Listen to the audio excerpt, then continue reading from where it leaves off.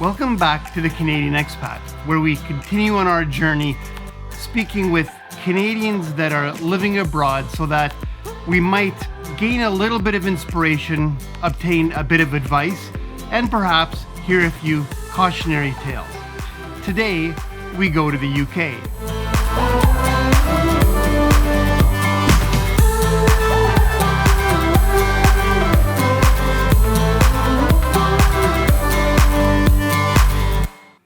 Not surprisingly, the UK is home to a significant number of Canadian expats, about 75,000. Why so many in the UK?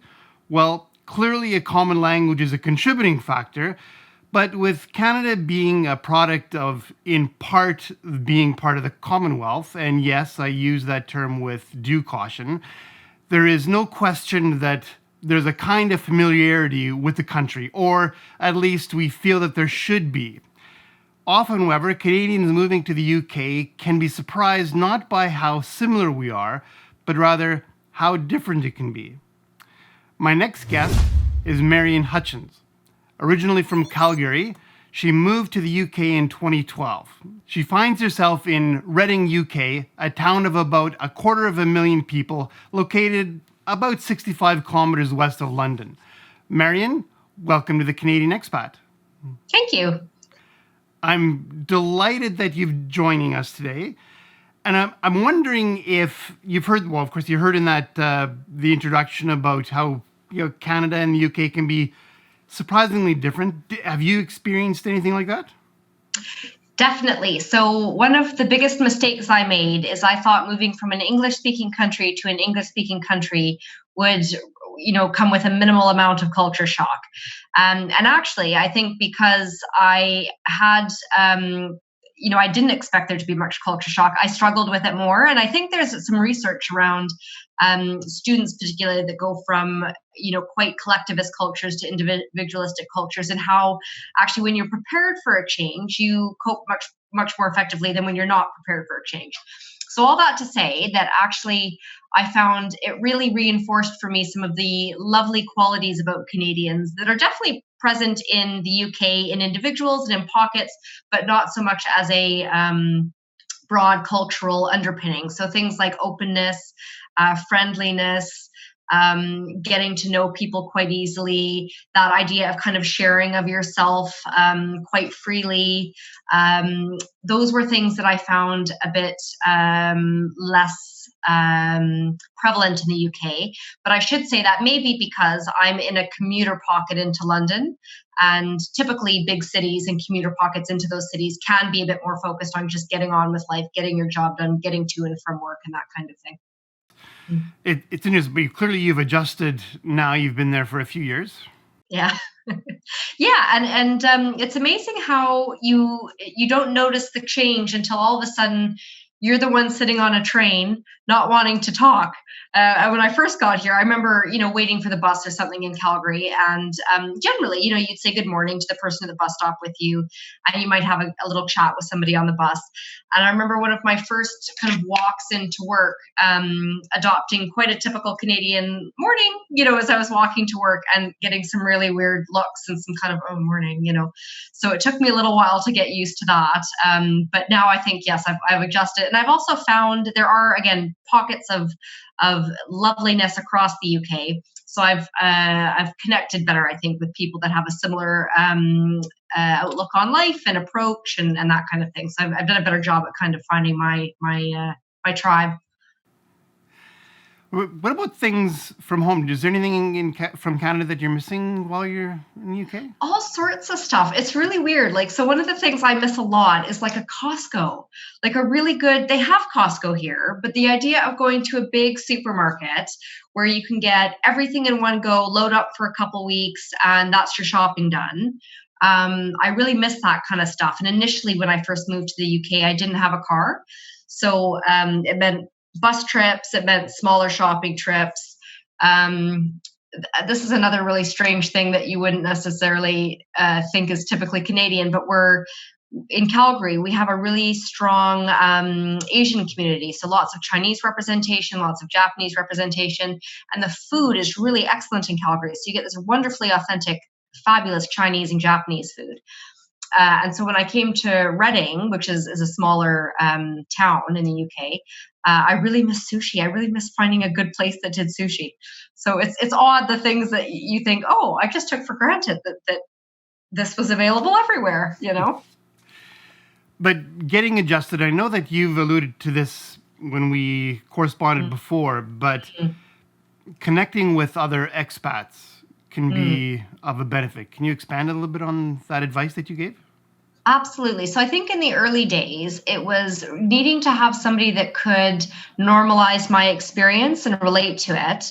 I found it difficult in the job I came into in particular. I was one of the younger individuals there, so lots of people, understandably, had their routines established, had either adult children or were in sort of a different stage of life.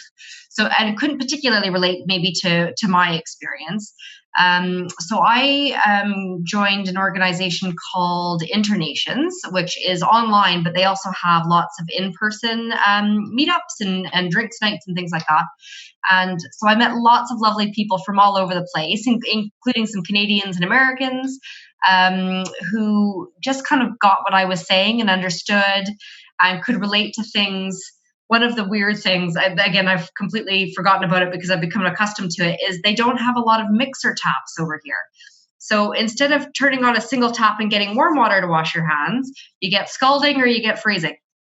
And then the idea is that you mix it in the sink together or do something like this. I'm not sure. But, little things like that. So just having someone to say, like, what's up with the mixer tap situation? It's just nice having someone who could relate to me on that level. What about other maybe Canadian groups? I know that London has a Canadian expat group. There's also of course, the Canadian Chamber of Commerce for those that are in business.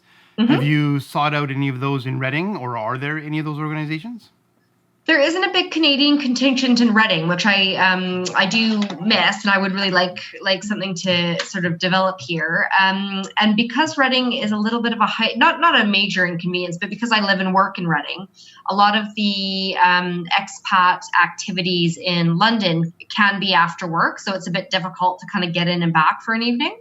That being said, though, I have been to a few, and they've been lovely.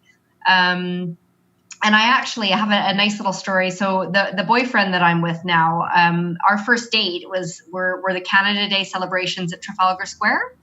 So we'd been friends and we'd worked in the same building, and we're kind of seeing how we were getting on. And I'd said to him, "Do you want to come with me and some friends to Canada Day celebrations?" And he came along, and I had like a little headband that had Canada flags on it, and he proudly put that on and did all sorts of fun stuff with us. And so I have, if I can, I definitely take part in Canadian activities in London. But I would like to, it'd definitely be nice to have a bigger Canadian community in Reading, I think. Maybe there's an opportunity for you to start one. Yeah, potentially. Definitely. That'd be fun. Now, I'm dying to find out the story behind you, a BBC crew, and a London hospital. Oh, yeah, that was quite fun. What's the story? When I first came to Reading, one of my first sort of jobs in my field, which is marketing and communications, was working for the Imperial College Healthcare NHS Trust. And that's in London. It's made up of a series of hospitals. But the hospital I was based at was St. Mary's, which is just around the corner from Paddington Station. And I was looking after publications and various kind of one-off projects that might occur. But part of my time there involved helping to supervise a BBC crew that were filming parts of the hospital and the ER for a series that they were doing on BBC about hospitals in Britain. So that meant getting all kitted out with the hat and everything to contain your hair, in the scrubs, all that kind of stuff, and following them around. And luckily on that day, I think we didn't really have anything too serious that came in. There were a few cuts and scrapes and some sort of minor injuries. But thankfully on the day I was there, generally Londoners were quite lucky and nothing significant had happened. But it gave you a lot of insight into what's going on in hospitals and the NHS on a regular basis. And again, I was getting a view that under no other circumstances would I get, hopefully. So that was quite interesting. And it made me really appreciate as well universal healthcare, which, Canada and the UK have in common, in just thinking, gosh, how lucky we are to have that. On the kind of vein of work, I know there's a lot of talk about Brexit and the upcoming catastrophe that could ensue. Yeah. What are you anticipating from a Canadian perspective as a foreigner working in the UK? So I have a few concerns. One of them is I'm on a UK ancestry visa, so I don't have indefinite leave to remain, and I'm not a permanent resident at the moment. So one of the things I need to do is in the next couple of years transition, at least apply for indefinite leave to remain and look at that process. And I do think that's probably going to be a longer process and perhaps more complicated because of what's going on with Brexit. From a work perspective, I work in the public sector. I work for a charity that supports universities with consultancy services and procurement services. So universities, of course, are struggling. A lot of their, whether we know it or not, a lot of what we use every day, the intellectual resource as well as the tangible resource, comes from either another area, or there's part of European Union involvement in delivering that service, product, or intellectual knowledge. So universities will struggle absolutely with Brexit, and so we'll have to see kind of how that impacts my organization as a whole. But it's certainly something I'm worried about and consider. Not something that's really weighing heavily, but something I'm aware of. Well, wish you luck with that. Of course, back here, there's limited information about what could possibly happen, really, once Brexit happens, right? We hear a great deal about the process, of course, and the failure to get things passed in the UK Parliament, but very little about what could possibly happen, although there seems to be a lot of fear-mongering that is going on as well. And I think that's the challenge, is that people don't have a clear idea of when things are going to happen. So this Article 50 extension has taken us into October of this year. But whether or not decisions will be made before that's looking unlikely. But what's going to happen after that point is really sort of dependent on some of the activity of the new Prime Minister. And of course, we don't know who that is yet. So there's a lot that's up in the air. So my approach to it is, it's right now it's beyond my sphere of influence. I can make some decisions about how I choose to live my life on a daily basis and what I can do to positively impact myself and others. But there's, in terms of kind of worrying about things too far down the road, I try not to do that too much. Thank you very much. I don't want to take up a great deal of your time. It's fantastic that you've taken the time to come in and see us. My pleasure. It's been really interesting. I really enjoyed it. And thank you very much for watching the video. If you enjoyed what you've been watching, hit the like button, subscribe if you haven't already, and please comment below if you'd like to participate in one of these conversations.